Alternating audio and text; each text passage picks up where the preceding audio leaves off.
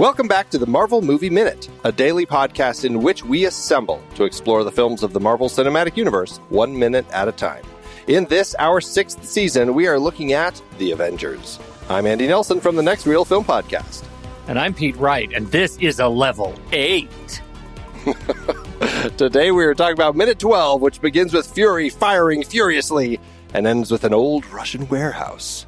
Joining us on the show today, we have Phillip Mottaz, author of the Psychic Barber Mystery series. Hello, Phillip. Hello, my many agents.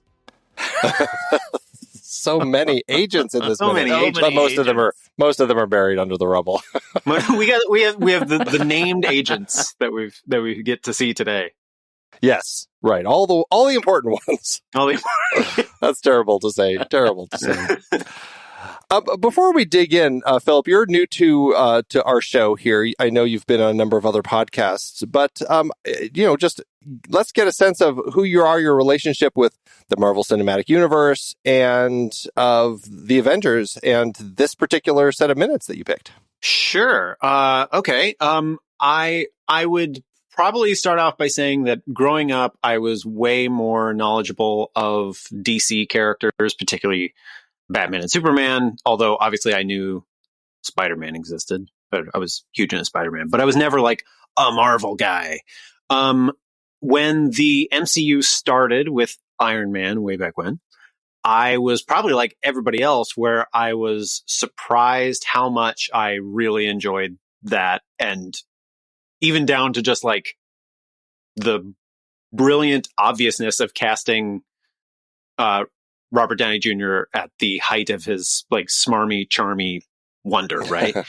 And right. So and it's funny, even thinking about that, I remember my wife and I saw it, loved it, walked out, and then like a week later, somebody told us, it was like, did you see the thing at the end? I'm like, what thing at the end? Like, we didn't, at that point, the world was so naive that we didn't notice. We had to stick around for 10 minutes to see the sting. And then friends of mine who are more versed in the Avengers explained a little more about that.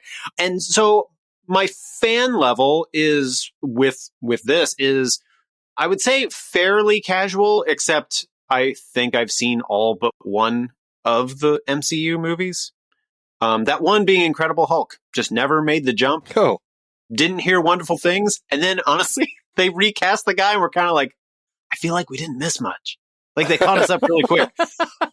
But I could be wrong. But I've tended to enjoy them, and I have a young son. He's 13 now, and he's, I guess, the absolute right demographic to watch these movies endlessly. And so I've seen this particular movie, Marvel's The Avengers, in pieces, what feels like 16 times. Just like every now and then coming home from something and be like, what's on? Oh, The Avengers. Okay. Right. There it is again.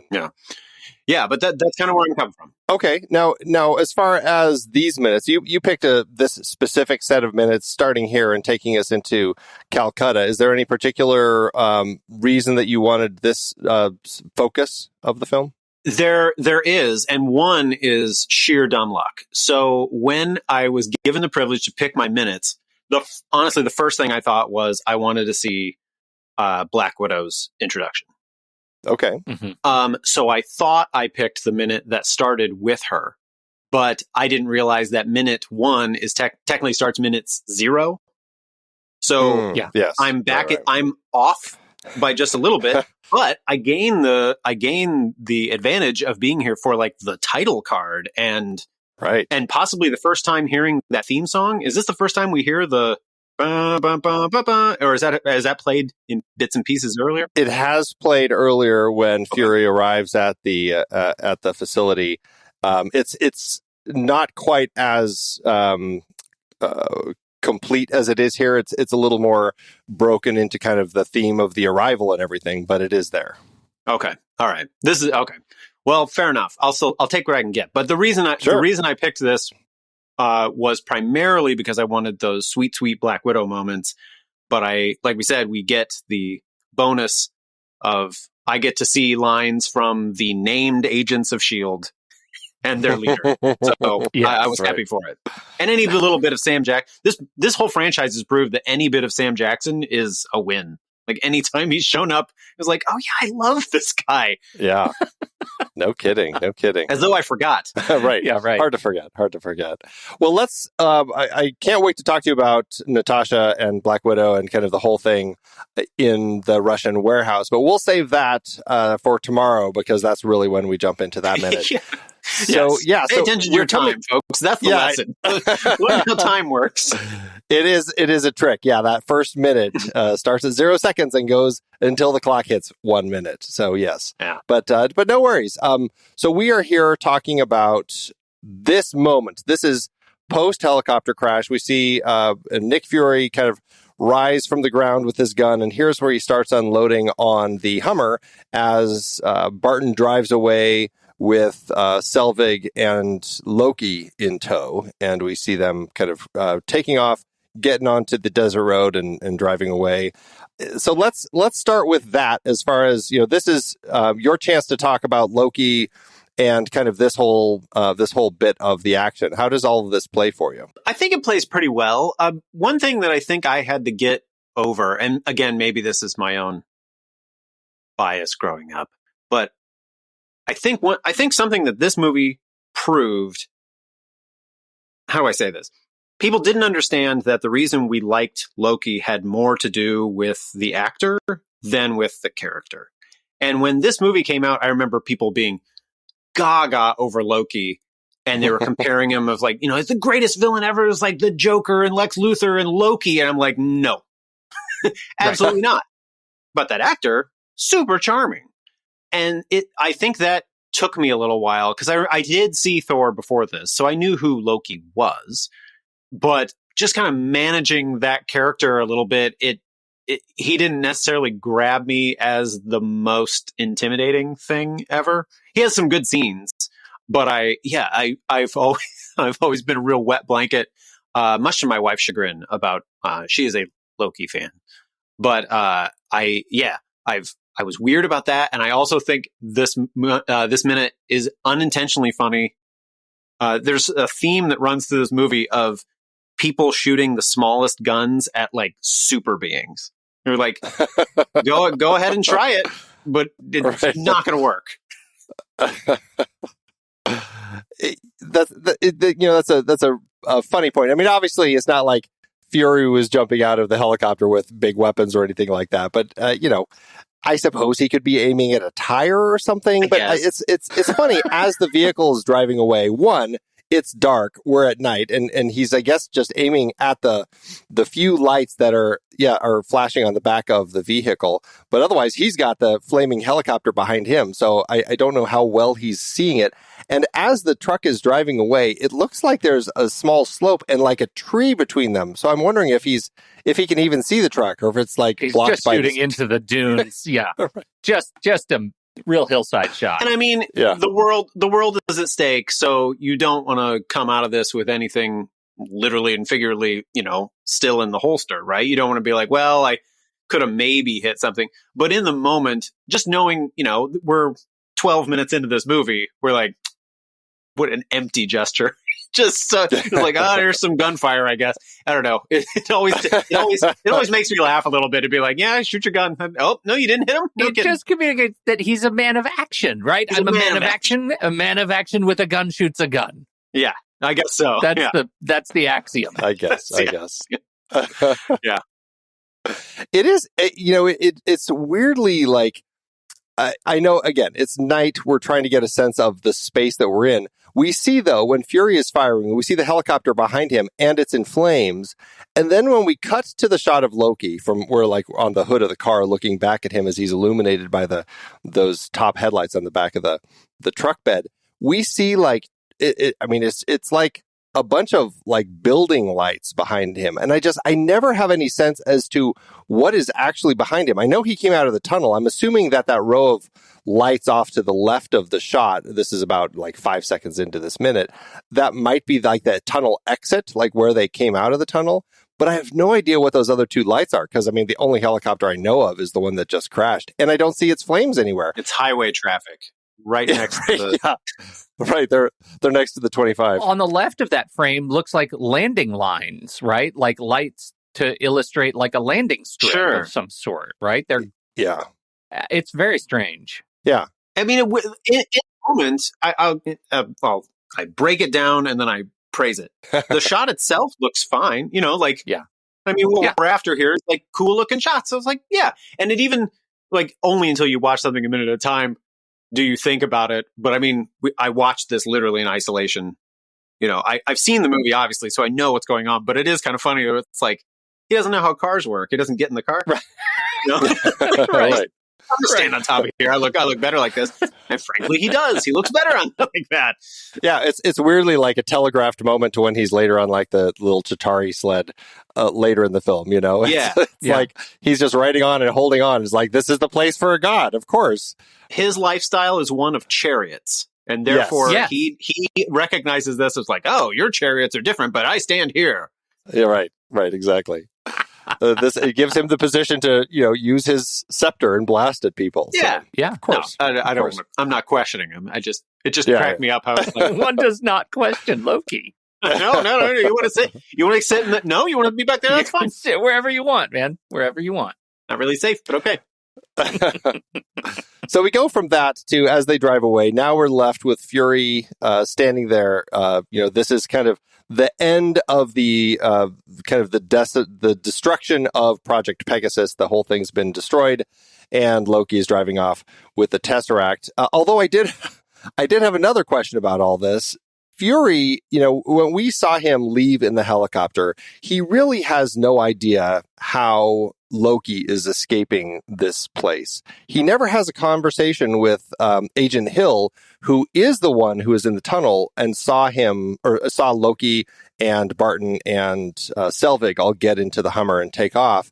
But I didn't think about this in yesterday's minute when we were having a conversation until today. Is like, how does he actually know that this is them? Like, did we need to have a conversation on screen to all the more reason to just fire at the dudes? Just right. Anything that comes out of there. I just feel like, Andy, we need to go back a minute and just remind you, man of action.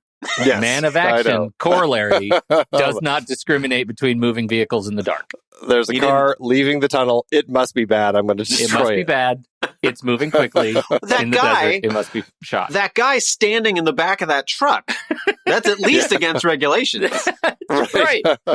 You could make a case that he sees the glowing stone in the center. Yes. Maybe he sees it from a great distance with his one powerful eye. There's some old movie making axiom or saying, which is that once one character learns something, kind of all characters learn that. And it almost seems like that too, where it's like, well, he does that because he knows it because we know it. But right. You're right. It is kind of funny to be like, with your one eye, you happen to pick that one car while you were in a flaming helicopter explosion. You're like, no, I nailed him. I know exactly where he is. Yeah, no. Can't be any one of my other people. Well, it could also be like one of those like follow that car moments, right? That aren't there are other cars back there. Right. Maybe he sees like, oh, look, all the cars. I'm going to shoot at the front one. It's the only car that makes it out of the tunnel. Is it the only car there? I need to go back a minute. There are the two cars. There's the Hummer, and then they're being immediately pursued by Maria Hill, who does her little Jeep maneuver and ends up behind it, and she ends up getting buried in the rubble, and they just make it out. And so it's very just precisely that one car that makes it out of the tunnel. Yeah. And so his helicopter finds the one vehicle. And I guess to your point, sure, there's a guy with a scepter in the back that's glowing. So I guess that makes sense for him. Even more so, it's the only car that's racing out of the rubble. Like, it's the one that was in front. Like, of course it needs to be shot at, because if it were any other Jeep, it would be a Jeep that belongs to S.H.I.E.L.D. and it would stop. Yeah, right. So shoot at the one in motion. Axiom number 3. Now I'm imagining all the times Fury has gone through these things and, this exact scenario, and this is like, another Jeep escaped and he didn't shoot wildly at it. He was like, promise myself I'd never let that happen again. So anytime I have a tunnel collapse, and a single Jeep gets out, you better believe I'm unloading on shoot at it. Now we need those flashbacks of him. Oh, what's the origin story of Nick Fury firing into the night? Moments like these are when entire worldviews are built in these characters. That's it. That's right. We're witnessing it now. Man. So funny. So I was curious, though, speaking of shots, I was like, how good is Nick Fury in the realm of, quote, good shots? I mean, as we know, Clint Barton is like the greatest shot in the world and all that sort of stuff. And so I was curious, and I went and I looked in not the wiki for the Marvel Cinematic Universe, but for the comics. And actually, he is listed as an exceptional marksman of every type of firearm. And so that did make me wonder. And I guess it's neither here nor there, but the fact that he is shooting at it in the dark, maybe it was just a little too hard for somebody who is an exceptional marksman. Even that good. That reminds me of way back when, before internet times, I was given, DC Comics put out these encyclopedias, and I was given the Batman one. And it was just a book full of, it was like Wikipedia, but on paper. And I remember laughing because every human character, and, in Batman world, there's a lot of them. So they described Batman, and it was like, he's, this kind of strong, and he's an Olympic level athlete, and blah, blah, blah, blah, blah. And then, okay, Robin, he's about this tall, he's this strong, an Olympic level athlete. I was saying, okay, Catwoman, Olympic level athlete. And so you remind me of that with Nick Fury. I was like, he's an excellent marksman. And I was like, right. I bet Black Widow is also an excellent, like, all weapons marksman, and Captain America's no slouch, and we know Hawkeye. It was like, is anybody here not an expert marksman? Right. Yes. Good point. Yes. Yeah, they all are really fit the bill, don't they? They're fantastic. That evens the playing field. Yes. Well, okay, so now we're at this position where as Loki and his mind-controlled team drive away, we have Fury. We have Agent Coulson radioing in to reach him, and just set of where all these people are. So as we saw in that intro to this location, there is this, it's like a cliff, and on the top of the cliff is just kind of a big plateau, and that's where this base was. And that's where Coulson is. He took off with a bunch of S.H.I.E.L.D. agents out of the top, and they kind of were racing the collapse of the whole facility. So they're up on the top, kind of looking into the big, hole that has just been created here. And then down on the ground, we had Fury take off in the helicopter from the top, fly down to below, because the tunnel exits at that base of this cliff onto a lower level. And that's where Fury is. And then Maria Hill, of course, is trapped in the rubble inside the tunnel. So just a set of kind of a lay of the land as to where they are. So Coulson is radioing Fury to figure out, if he's okay and everything. And Fury has this line, "I have men down." So there we have our recognition that there was, in fact, a helicopter pilot, even though they never had a conversation. I have a nameless man down. He's now down. Yes. So much for that guy. Although he says, "I have men down," it made me wonder how many people were in the helicopter with him. Yeah. Sad to say. And then Maria Hill, her line, "A lot of men still under, don't know how many survivors," speaking to all the other people who got trapped under here. I can't help but feel like Coulson might be a better person to ask, because his job was to very specifically kind of get all the people out of here. He was in charge of evacuating all the people and this whole facility. Maria Hill, her job was to deal with the phase 2 stuff. And so I don't know. I guess it's interesting as far as like the conversation they have here. He's asking Hill he seems to be asking Hill about the people. I don't know if he's concerned about if phase 2 made it out or not, but it does give us a sense that at least there was a lot of damage that had happened here. There are people trapped, and it's horrible. And obviously they want to get all the survivors out, but also keep looking for the briefcase.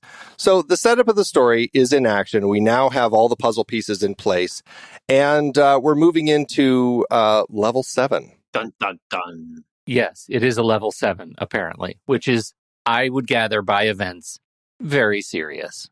Did either of you have, I don't think there really had been any description of what all these things were when they came up, but did you have a read of level 7? Not a sense of like, did you know what level 7 meant when he said it, but did you have a sense as to what that meant in the scope of the story? I think it's very funny to me. It's very funny to me that he says this is a level 7 because I'm not accustomed to, like, there's DEF CON 4, 5, 1, 3. I'm used to 5s, I guess is what I'm saying. As soon as he puts a 7, it makes me think that S.H.I.E.L.D. has defined the gradients very precisely. Like 7 is what? An interdimensional space villain has come through a portal in our NASA substation and has taken a shiny thing. We're not going to probably need it, but if we do. Yeah, we're going to need to make sure 7 is reserved for international interspatial demons. You know what it kind of reminds me of was during the height of the pandemic when they would say, like, we're at a purple level. And I'm like, a purple level? We had purple? What color is after purple? What color? Right. Yeah, how did we get there? So in the moment, I didn't think about how they could have picked different numbers or whatever, but at the very least, I got the feeling that, like, those two agents and possibly Fury too have only experienced like level 4, and to jump, I felt like they jumped, like, we didn't even do 5, 6. Right. It's like the tongue on the frozen light pole stand in A Christmas Story. It's like he broke protocol and went straight to triple dog dare. It's like that. That sort of thing. But what I found interesting, because I had the exact same thing, Pete, when I watched this. I'm like, level 7, okay, it's like a DEF CON sort of thing. Like this, in the scope of levels of global security, level 7 is pretty bad. As I was looking at this, I was trying to figure out what is level 7. It turns out all of this is actually a clearance level. And I was like, clearance level? This is just as far as who they're allowed to talk to about this? Apparently so. That's all he means. Wait, that's does what Fury jumps to? Is keep it a secret? I guess that kind of tracks, but I did not get that. I thought that was like, this is that severe, so we have to start every search for help we possibly can. Not, it's that severe, so we should stop talking. Right. Yeah. So zip it. Right. Throw away your phones. Yeah, right. Well, I guess, okay, so I was looking at, there were 10 levels of clearance. I guess in Agents of S.H.I.E.L.D. This isn't 10? I'm sorry, is this comic book? No, this is in the MCU. And I think a lot of this came from Agents of S.H.I.E.L.D. Pete, correct me if I'm wrong, but at some point, Coulson gets rid of the number levels of clearance and they go color, because there is a conversation between Melinda and Gemma where one of them says, why do I, level red, have to go through you, level orange, to request hardware? Shouldn't red be higher than orange? So they're having a whole conversation about color levels. But before that, it was numbers. So there were 10 levels of clearance, plus there was Alpha, Omega, and Tango levels of clearance. Now, the hidden levels at the very, very top were Alpha and Omega. Nick Fury and Alexander Pierce, who we meet in Winter Soldier, were Alpha, and Omega is also Nick Fury. I don't know why Nick Fury is like on all of these. He gets all the levels. Yeah.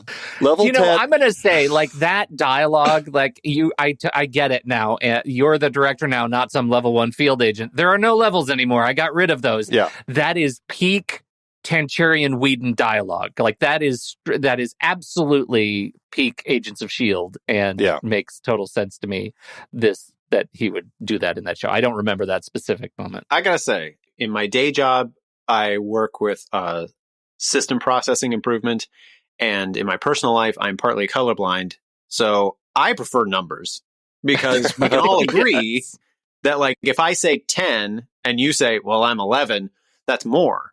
Not like you said, oh, red, but then it goes to orange and then purple for some reason. You're like, wait, doesn't one feed into the other? Like, I haven't quite internalized hues yet in our security systems.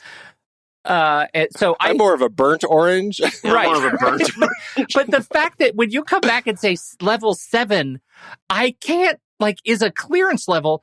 What the hell is a level 8 and a 9? Like, what can't you talk about there? Yeah, there's another step up. There's, like, more? I guess. Yeah. Well, okay, now this is what's confusing to me. So now we're at level 7. I'm assuming we went up to level 7. That's the only thing that makes sense to me. Sure. But okay, so just to give a sense as to who is at level 7 or above. As I said, Nick Fury, he's level 10. Oh, the expert marksman. Yeah, he's level 10. Level 9 is Maria Hill. Level 8 is Phil Coulson. Level 7, Clint Barton. And then we got some Agents of S.H.I.E.L.D. people here. Melinda May, Felix Blake, James Davis, John Garrett, Jasper Sitwell, and Grant Ward. That's it for level 7. So I guess those people and above can talk about this now. But all the people level 6, Natasha Romanoff, Steve Rogers, a bunch of other Agents of S.H.I.E.L.D. people, they can't talk about it. I'm like, how does that make any sense? Like, they're not in S.H.I.E.L.D. Let's just say they're not in things S.H.I.E.L.D. don't work out well for giving Grant Ward and Jasper Sitwell level 7. Let's just say off the Right. dome, those guys should be demoted immediately. I also have a soft pitch here for the level administrator at S.H.I.E.L.D., which is it should go the other way, where the lower the number, that means the number of people you could talk to about it. So if you're at a level 1, only one person can know. If you're level 2, it's me and you. Level 3, you can bring a buddy and so on. So if you're at a level 100, it was like, well, that's your department plus. Yeah, right. So I would, when I reorganize S.H.I.E.L.D., yeah, that's what I'm going to do first. Are you kidding? I'm reorganizing my house that way tonight. You're at a level 3. I'm gonna tell my son that too. The next time he asks us why we have to do that, it was like, it's level 2 clearance, and you're not within level 2. And you're not within level 2. You're not level 2. I say we all work on building that into our home lives and then report back in a week. Let's all know how it's going. I'm sure it's going to go great. That's going to be really effective. This thing we just thought of while watching this movie, it's going to be awesome. It's going to be fantastic. Well, anyway, okay, so that's level 7. So strange, just so strange, because then it's like, as of right now, we are at war. So it's like, okay, we're going to war, level 7, but you can only talk to so many people about it.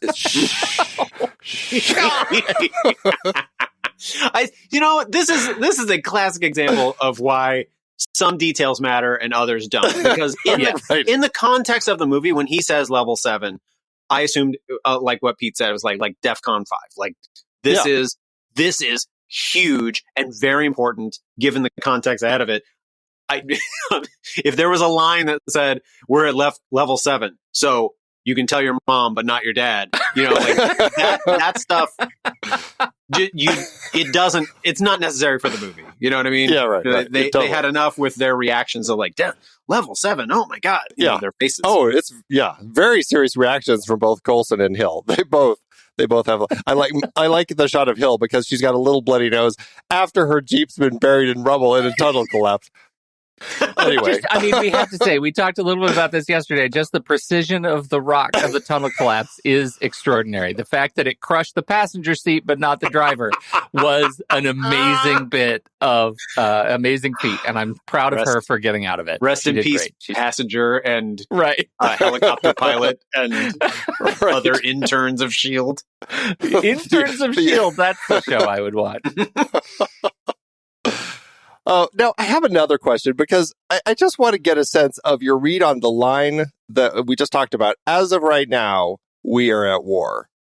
Does that make sense? So we had an alien, I guess we'll just call Loki, as far as what Fury knows, but a being from another planet showed up and stole a Tesseract and ran off with it. And I mean, he did possess a few people. But is that war scope? Or is that just like, hey, somebody just stole government property, we have to get it back level of scope? Like, does it seem like that's an extreme level to take all of this? I think it's possible that you are understating the interdimensional space villain came and stole a shiny thing as an act of war. He also said the hero line, you say peace, but I kind of think you mean the other thing. Like, I feel like he tried to establish in the last minute that this guy is an interdimensional space warlord and we're in trouble. All right. I bought that. And he's either helped or it's retconned through the actions of the movie you'll get to in 27 years in Captain Marvel, where Fury himself encounters aggressive alien forces and he's like, what happens if I ever have to face that again? So maybe, given that and what Pete said, it was like, he tried a little, but then it was like, it didn't work. So we got to do something else. So I get it. All right. Would the line have been better? And I think this may be an open question. I'm presuming the answer to an open question. Would the line have been better if he'd said, as of this moment, we're at war, Infinity War? I thought maybe. Well, what about this one? To satiate Andy's thing, as of this minute, we might be at war. I'm going to have to see. The jury's out. Jury's out. We think it's going to be at war in a minute. We think it's, as of this moment, pending approval, we're at war. I do think the question is, like, is this the start of the Infinity Saga? Like, is this the war that they're ending in 2,700 movies? Oh, there's an interesting perspective, right? It kind of makes sense, yeah. Yeah, shouldn't this be, I mean, I feel like, shouldn't we like ring a bell or something? Like, the war has started, everybody. The war has started. This is Paul Revere's ride, right? No, you're right. You are right, because I mean, Thanos is behind all this stuff too, so that counts. Yeah, and that's actually a good perspective, because oftentimes in a war, you don't realize, when the war is actually over until many years later. And you go, I guess that was actually the end of the war, when this thing was signed or when this thing happened. Yeah. But oftentimes it's just like, well, this battle is over. That's the end of the war, without realizing, there are still some more battles to come. So the war is still going on. And this is the start of the war. Like, the war has started here because this guy stole this one shiny thing, and he's also an interdimensional space villain. Yeah. Now, I have a lot of quibbles with just a lot of the way that these things are written, because it just feels so written just for a movie. I mean, it's all like... Gosh, Philip, you might think Andy doesn't like this movie. I don't know. Go on. I am a little bit of a stinker with this movie. It's fun. I do enjoy it, but I am a stinker. But Coulson has this line, what do we do? And I can't help but that makes him sound very weak, instead of something like, what should we do next? Like something active, but just saying, what do we do? It just feels very like, gosh, boss, I don't know what we should do now. He sounds a little aw shucks in his inability to come up with anything. But it also just feels like, again, written just because, well, we need to get to that title here. To play Ebert to your Siskel move there, I get what you're saying, but I think, and maybe this is what you're grappling with too, is that the movie is very written, and it's maybe a little overwritten, and some parts are funnier than others, and that one feels like a clear setup to, like, cool shot of fury, hard cut to titles. Yeah. Like, what do we do? The answer is get the freaking Avengers. Yeah. Like that. So you set up a question that maybe, that character could have asked in a slightly different way, but this is what we're here for, folks. So, it's like, it's somebody in Ghostbusters saying, like, who are we going to call? cut to the song. Right. Well, and there is, I mean, I imagine there's a deleted scene where he says, Coulson, you idiot, we call the Avengers. Like, they cut that line. Yeah. Also, you're now a level 5. That was the response. Coulson, you're down to 5. Hill, you're the Avengers. It's the Avengers dummy. Hill, you're a level 7. Turn your phone in. Right. It only would have been made worse if Coulson said, who should we assemble? Who should we assemble? Is there someone we could assemble? Oh, jeez. That's good. So, title card. That actually leads to my next thing. So this movie, we see Marvel's The Avengers in the font that I'm sure you want to talk about, Pete. But first, I just want to point out that when this film was released over in the UK, it was released as Avengers Assemble because of the TV show that had been so popular in England, and the Avengers, movie that was not so popular, and the terrible movie that was made in '98. So, hence, this was known as Avengers Assemble. Do you like that title, or is it fine just being the Avengers? I like the Avengers. I like it as the title. I do. I have to go back to that thing. I love where, like, it's either lawyers or copyright law or something, where they're like, if we call this the same thing, people will mistake this for that show with John Steed. And we're like, not in this as a Hulk. I think the Avengers is better than Avengers Assemble. It's or Marvel's The Avengers. It's a little cleaner. Yeah. I get why you'd say why you'd put assemble in there, but yeah, I vote for the title as the American title as is. I prefer The Avengers. Okay. 100. I've shown my hand. Avengers Assemble just sounds like it sounds like a cartoon. It sounds like exactly. Yeah, right. And it's dumb. Like it's dumb. We're trying to ground this thing in something that feels much more like we're boots on the ground reality, and it's already way too fantastical. To call the thing a catchphrase is dumb.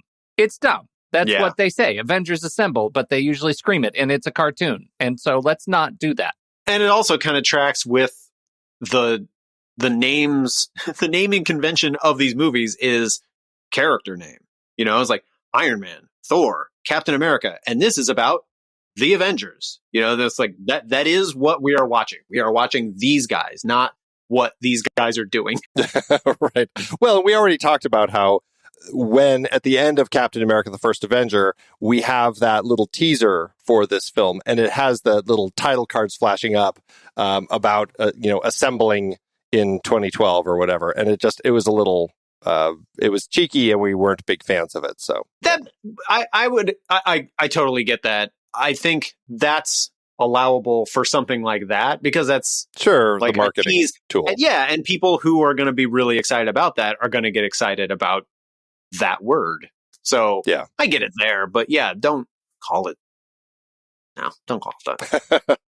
I always get bent out of shape when a line in the movie is the title of the movie. That's a button for me. And if at any point they say Avengers Assemble and that's the title of the movie, I'm turning it off. I hate But would it have bothered you if this was called Avengers Assemble and he doesn't say it until Endgame? Is it still a problem? Well, no. And then he says Avengers Endgame. Because that's a problem. Because somewhere, and now my memory's hurting me, but somewhere, either like in Age of Ultron or something else, Tony Stark says we're in the end game, or something like he says that's the end game, or Doctor Strange does too. Tony. So they should all be like saying each other's titles in different movies. And I was going to say, Pete, we're in the multiverse of madness. This is a real multiverse of madness. You're a real Iron Man. Anytime we hear the title of the movie, my wife and I pretend to toast. Like we're here as like, we're the Guardians of the Galaxy. We're like, ding. And when we take a drink, because like, there it is. There they it is. The thing. That's it. Maybe, Pete, that would make it better for you. Just have a toast every time. Yeah, have a toast. It would. I think it would. It already would. I need to toast more to stupid things. The stupid thing. The title card, it's very frustrating, the title card, because in subsequent films, Avengers films, there is a custom typeface. It's the Avengers typeface that has been reproduced in a number of different ways, and it has a little arrow on the A. And I think in a number of the posters, there's the arrow on the A. But this title card is not using that typeface. This is using a variation on the Bank Gothic typeface, a rectilinear geometric sans serif typeface designed by Morris Fuller Benton, released originally in 1930. The differences here, or the customizations here, they've taken the crossbar on the E and they have sliced it off at a reverse diagonal, and the hairline, or the descender on the A, is extended just on the left side. But other than that, apart from the sort of grotesquerie of the 3D metallic texture that it's been given, it is a variation of Bank Gothic. It's nice because Bank Gothic is everywhere. You can find Bank Gothic. You spit, you're probably on Bank Gothic. So, are the slashes on the end of the G and the S, are they part of the font, or were they added also, like the slash on the E? No, they were added. So all the slashes. You're right. The S slash, all the diagonals were taken, were sliced right off. Gotcha. As part of the variation. I have to say something very sincere here, which is that I'm a 46-year-old person, and I own typewriters in the year 2023 that I've actually used. I have stationery and other such Luddite things, and I feel very excited to be part of this conversation that talks so deeply about the fonts, and I'm not making a joke about it, but it is kind of funny that it was like, wow, this guy really knows. I was sold just at like, it doesn't have the arrow, but then I was like, oh my God, it's slashing this, and holy crap. And I'm like, rectilinear. This, I live for it. This, we might not be exactly the same, but this is exactly the type of thinking that this is really why you're on this minute. I'm so glad I got this a little ashamed card to admit it, but Andy says you're going to do a movie by minute podcast, and the only minute I'm really into is the title card minute of all these movies. I just show up for the rest of it just to fill a hole. I'm a big fan of fonts, and this was originally. It was actually re-released as a Bank Gothic Pro in 2010, and they updated it, and it became even more sort of popular for its as a title font. So it's kind of everywhere. It looks very distinctive in Marvel's The Avengers on this title card because of those slashes and the 3D depth, and the very slight chamfer around the edges the treatment that they gave to it. But it's a pretty standard font. It's kind of everywhere. So, well, not to put you on the spot, if since it's everywhere. Are there other movies that spring to mind where you're like, oh my God, it's this one and that one? Or should I just notice really it next time? And don't say Avengers Age of Ultron. There's tons of movies. That is actually a really interesting question. I didn't know if one sprung to mind, where you're like, oh, I saw this in the 1998 Avengers or whatever. Wouldn't that be funny? That'd be amazing. There are a couple, but I think it's a generic enough typeface that it's like Helvetica. They made a whole documentary about Helvetica.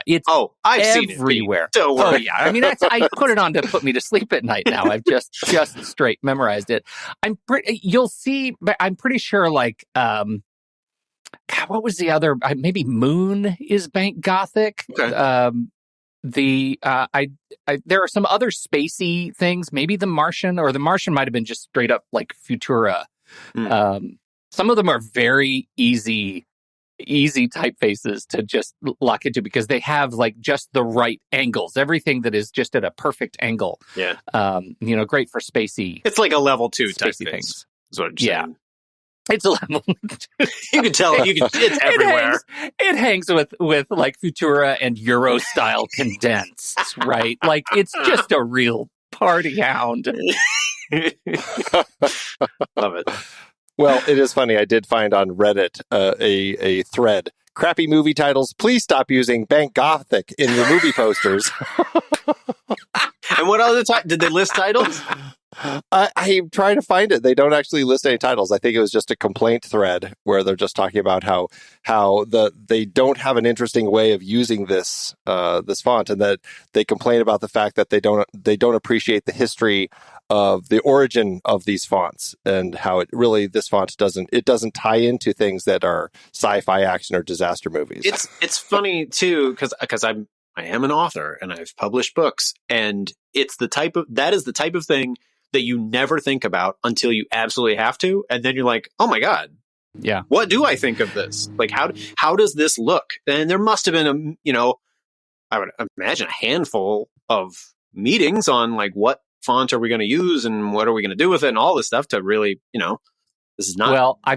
I've got 3 for you right here that have come up, and the ones that are not complained about that often are the ones that actually do some sort of variation. Like Avengers, they'll complain about Avengers, but not as much because they do some sort of customization of the font. Moon is just straight up. That's one. Star Trek Into Darkness. This is one that I should have thought of immediately because they use Bank Gothic as the subtitle text for the Klingons when they land on the Klingon planet. So you see metallic Bank Gothic of all the Klingon in English on the bottom, and it's garish. It's just like it's screaming English translation to you. So that's a rough one. And the last one for the title card is X-Men Origins Wolverine. It uses 2 weights of Bank Gothic, light and medium, to actually do. X-Men Origins is in the medium sort of Avengers font, and Wolverine is in the light hairline. So they're in the same font universe. They're in the same cinematic font universe. Yes. Cinematic font universe. The CFU. Wow.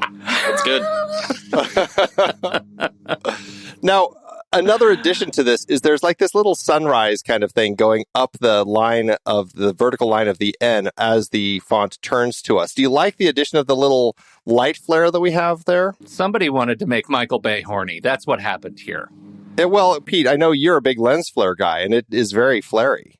It's very flary. I actually don't mind it. I like these kinds of treatments. It's really, it's like it's a big hat. That's what it is. It's the big hat of the fashion world. It's just a big sun flare on it. It's fine. Yeah, it's like a sunrise, the rise of the Avengers kind of thing is what's happening here. It's fine, to your point. I don't have any issues with it, but it's definitely something that I was noticing a number of times. And in my head, I keep going to the rocket that gets launched later in the film. I'm like, oh, this is the rocket taking off, which makes no sense, but it looks like it from afar. So, well, we cut from that to Russia. We are in a train yard, and we see a train passing by. We are, of course, actually in New Mexico, where this location was actually filmed. Which it's all about the right place. It's Albuquerque. It's the Santa Fe rail yard, and we get to see some Russian on some signs in the back. And I went down a little bit of a rabbit hole trying to figure out what all these signs said. So, if I may, just for a moment, have your attention as far as the Russian billboards that we have and the signage. What font are these billboards? I was just going to ask. Well, I'll tell you. I'm not sure, like, when you go into that Russian Cyrillic font or the lettering, I don't know, like, I guess they do, all these other fonts actually do write in those letters as well, I'm assuming. The main thing that there's several billboards that we see. The first one is kind of a faded white billboard that has multiple sides. That is kind of at the upper part of the frame. And it's covered partly by a pole, so it was hard to figure out exactly what that said. But from what I could tell, it says something about wanted is what's on there. So I don't know. What the first word is. It says wanted. Yeah. All right. Yeah. They're really after that guy. They're really after somebody, apparently. No picture. Just it's just maybe they're hiring. I don't know. Yeah, maybe right. Maybe it's a position. I can't Plumbers tell wanted. Plumbers wanted. So there is a yellow, like, fluorescent thing that's kind of straight in the middle in the back, and I feel like they mistyped it. But from what I can tell, it looks like it's supposed to say airport. If it's not, it's Aerofbot, which doesn't translate at all, but I think it's supposed to be airport. To the right of that, it's very hard to see, but you can see a little sign in there, and then under it, another set of signage, and that actually says it's either factory or it might also translate to trading post. And then below that, it says Russian, and that was actually an easy one to pinpoint. But the one that I found most enjoyable is the one that's over on the far right that you only get a quick shot of before the train pops in, and it actually says car wash. So apparently there is a signage for a Russian car wash that happens to be nearby. I have it. Yeah, they have cars that need washing too over there. Yeah. All right. Well, other than the translations, I don't have anything else with this minute. We kind of end this minute as we get nice little jib shot, see the train go by, and then we pull in through a wall and we reveal the inside of an old rundown warehouse. And that is where this minute ends. So any last comments from either of you about anything over the course of this minute? I do like that shot of Fury. I remember giving this shot, the last one, the one before the titles. And I remember kind of like going back to the reason why I requested these minutes. One of my big favorite things in movies is character introductions.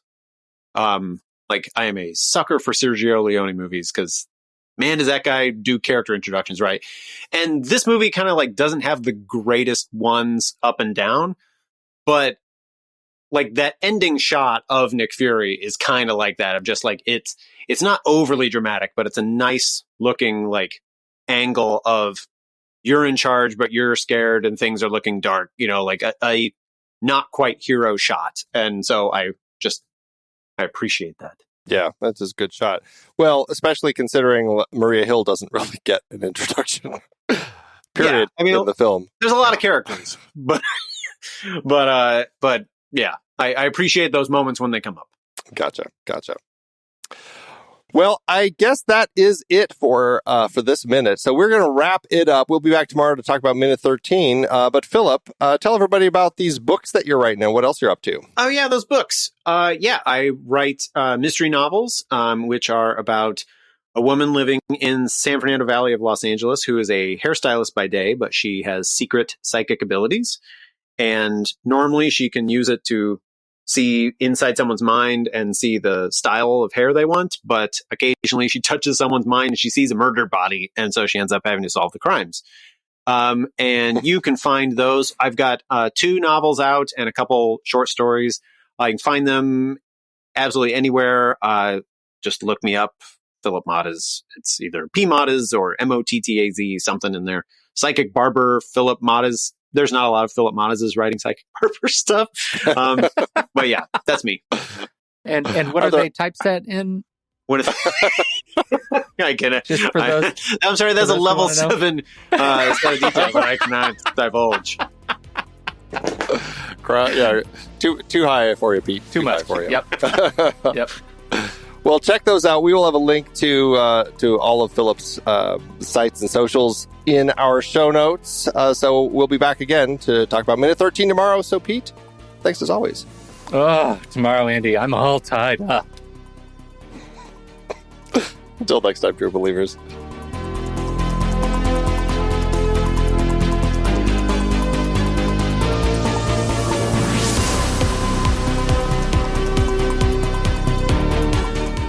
Marvel Movie Minute is a production of True Story FM, engineering by Andy Nelson. This season's music is Message to the World by Anthony Vega, and this season's show art is by Winston Yabo. Find the show at truestory.fm. If your podcast app allows ratings and reviews, please consider doing that for our show.